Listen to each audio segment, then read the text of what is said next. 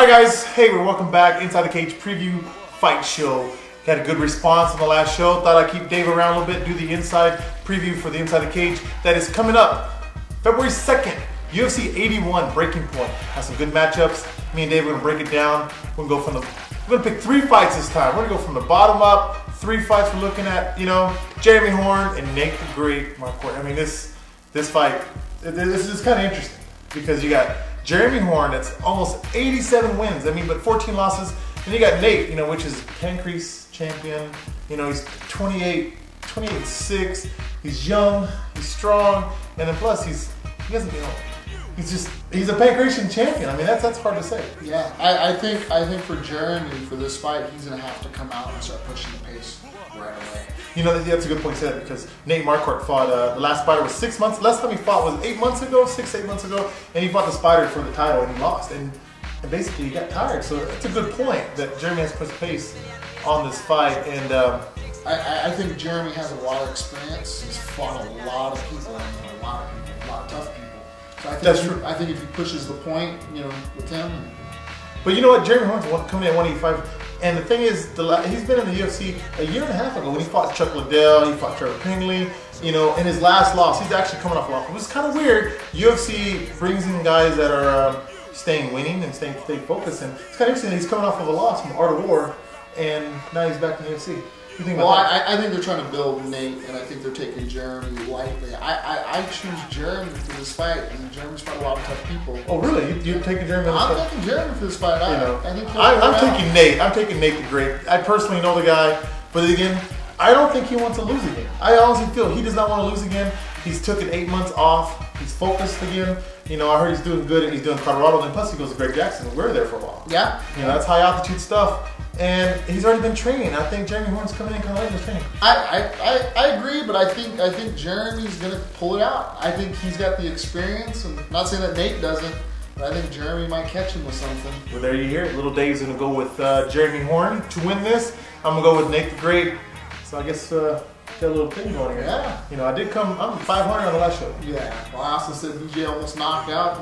Well, that doesn't count though. I'm still 500. Yeah, but you didn't pick your fight. I didn't pick my fights. All right. So the next fight, very interesting. Frank Mir and Brock Lesnar. I'm kind of speechless. Brock Lesnar won fight 8 months ago. Yeah, I know. I mean, you were there. I was there. He came out there and smashed on the Japanese guy. And he just literally smashed on him. But he didn't want to strike.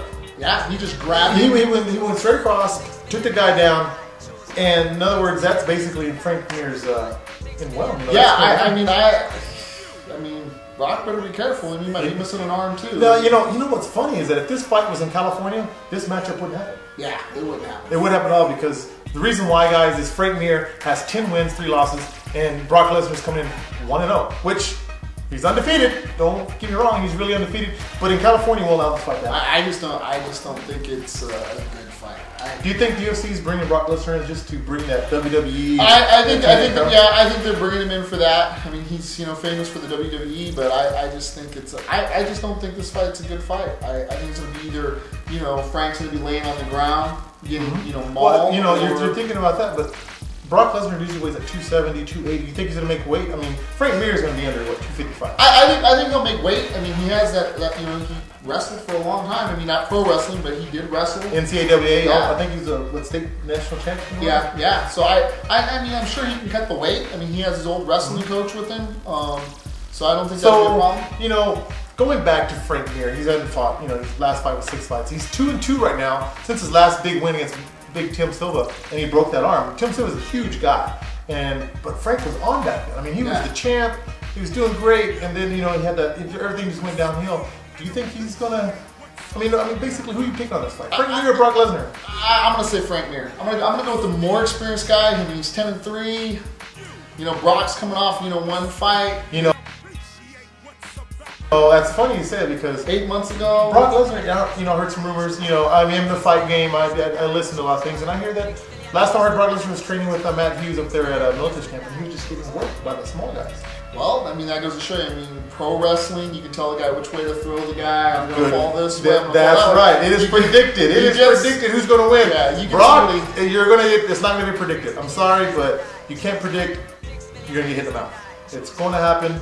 And you know what? I'm going with you. I'm going to go Frank Mir. And you got to remember too. I think Brock's never been hit. You got to remember in that fight, he could be ran that wrestler across the ring and grabbed that Japanese and threw him on the ground. He could be that wrestler and just afraid to get hit. I mean, that's the thing is when you're a good wrestler, so for some reason you just don't like to get hit. But he could, he could change it. I'm kind of interested.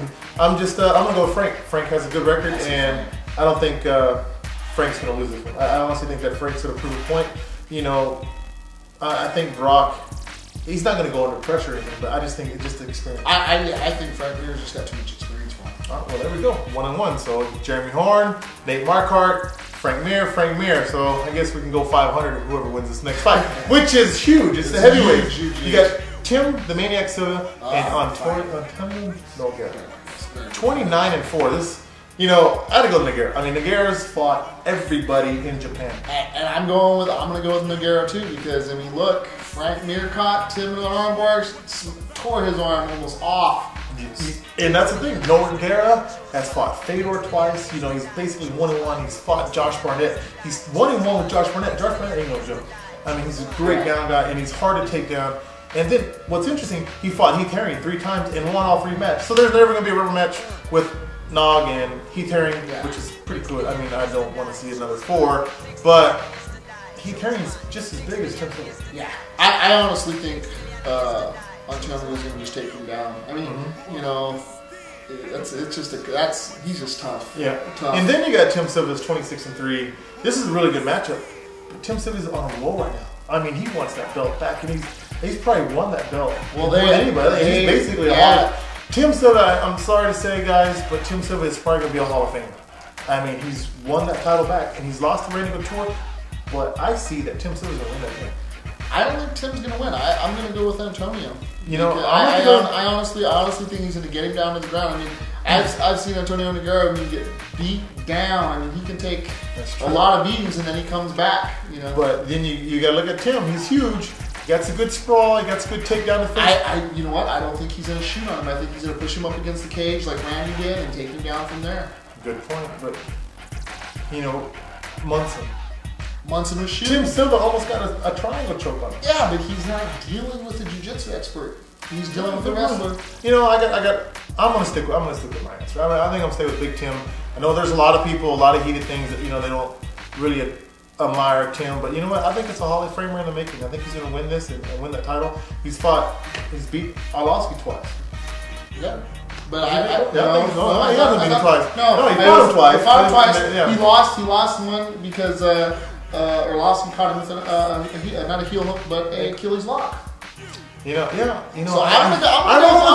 going we gotta make this a competition. Yeah. I'm gonna go with Tim Sylvia. I think Tim Sylvia's gonna, it's guys, Hall of Famer in the making. He's gonna win that title again, and they're gonna put his name in lights. I think Antonio. I'm sorry, but yes, I admit it. I think Tim Sylvia's gonna take that. Nah, Antonio. All right, guys, you just watched UFC 81 Inside the Cage preview fight show. This is going to launch on YouTube. Thanks, guys. We need your comments, some feedbacks. Let us know what's going on. And also, don't forget the recap, the post-fight show that comes right after. We try to get it up right away on YouTube, also on my video players on palmatoto.com and MySpace, which is Palmatoto TV. And guys, check it out. Yeah. Appreciate Dave for coming in. Keep the lookout. So hit me up. Also, sign up for my newsletter at palmatoto.com and give some feedback. Enjoy.